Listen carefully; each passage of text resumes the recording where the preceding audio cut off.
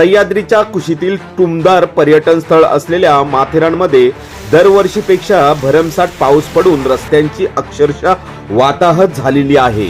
अशात येणारा दिवाळी नाताळ पर्यटन हंगाम लक्षात घेऊन त्या अगोदर माथेरान नगर परिषदेने शहरातील पॉइंटला जाणाऱ्या मातीच्या डब्ल्यूबीएम रस्त्यांची कामे युद्ध पातळीवर सुरू केली आहे।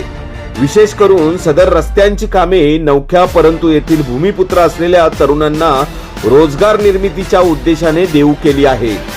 या रस्त्यांच्या कामांबाबत अनेक त्रुटी असल्याबाबत स्थानिकांकडून तक्रारी प्राप्त होत आहेत। मात्र सतत सुरू असलेल्या पावसामुळे होणाऱ्या कामांची नादुरुस्ती, त्रुटी आणि दिरंगाई लक्षात घेता प्रशासनाकडून संबंधित तरुणांना योग्य त्या सूचना करून रस्त्यांची कामे योग्य रीतीने करण्याचे निर्देश बांधकाम विभागातर्फे तातडीने देण्यात येतील असे मुख्याधिकारी राहुल इंगळे यांनी स्पष्ट केले आहे। ही रस्ता बारीक खडीने बनवला जायचा।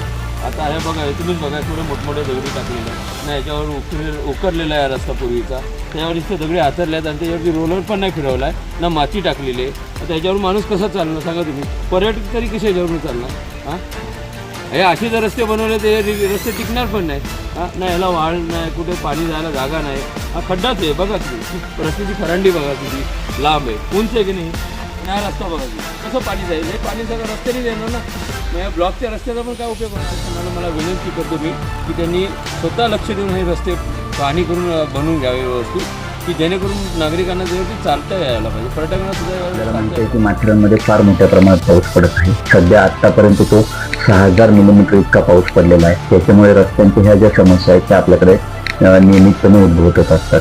त्यावेळी आमचा जो प्रयत्न राहिलेला आहे रस्त्यांच्या बाबतीत, तो आपल्या स्थानिक मुलांमार्फत त्यांना एक रोजगार मिळावा व कामाचा अनुभव मिळावा म्हणून त्यांच्या मार्फत हे काम करून घेण्याचा आपला प्रयत्न राहिलेला आहे।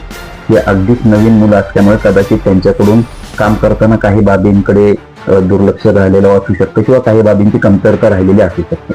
तर आता आपण ही बाब आमच्या निदर्शनास आणून दिल्यामुळे आम्ही हे तातडीने ह्याच्यावर ती कामं अजून चांगल्या पद्धतीने होतील, म्हणजे नागरिकांनाही चांगल्या सुविधा मिळतील, त्याचबरोबर स्थानिक तरुणांनाही रोजगार व काम केल्याचे समाधान मिळेल, याची आम्ही नक्कीच दक्षता घेणार आहोत।